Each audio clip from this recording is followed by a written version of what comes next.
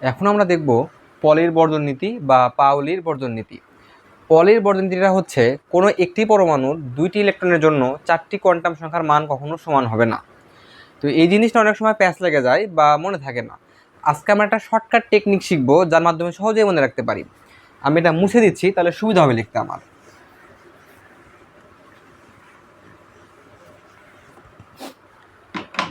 আমরা কিন্তু সবাই জানি যে বাংলা লিঙ্ক সিমে কোন কোড ডায়াল করলে ব্যালেন্স চেক করা যায়। সে কোডটা হচ্ছে *124#। *124#। আমরা এই কোডের মাধ্যমে মনে রাখতে পারি। 1 দিয়ে মনে রাখবো একটি পরমাণুর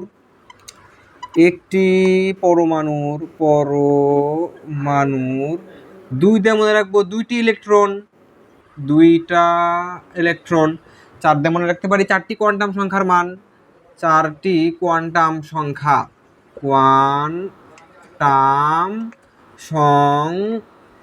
সংখ্যা।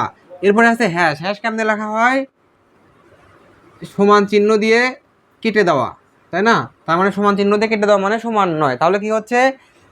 কোনো একটি পরমাণুর দুইটি ইলেকট্রনের জন্য চারটি কোয়ান্টাম সংখ্যার মান সমান হবে না। এটাই পলির বর্জন নীতি বা পাউলির বর্জন নীতি।